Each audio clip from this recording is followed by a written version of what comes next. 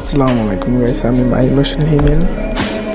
আজ আপনাদের মাঝে একটা জীবনের লাইফ স্টাইল নিয়ে আপনাদের মাঝে হাজির হয়েছি।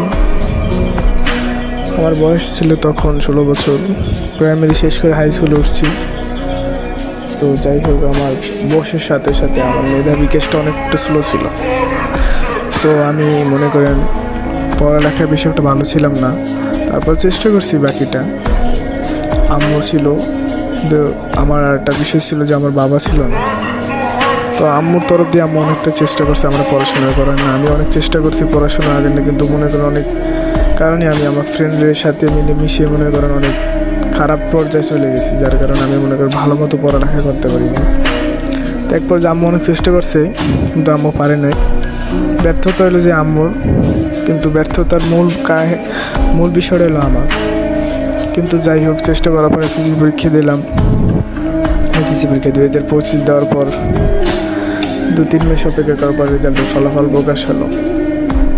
কিন্তু একটা মেইন কথার বিষয় হলো, এতদিনে যে কষ্ট করা আম্মুর টাকা, এতদিনে যে কষ্ট করা যে আম্মুর পরিশ্রম, যে খাম ছড়াইছে, সেই টাকা দিয়ে আম্মু পড়ালেখা করাইছে, সেই টাকার কোনো মূল্য ছিল না।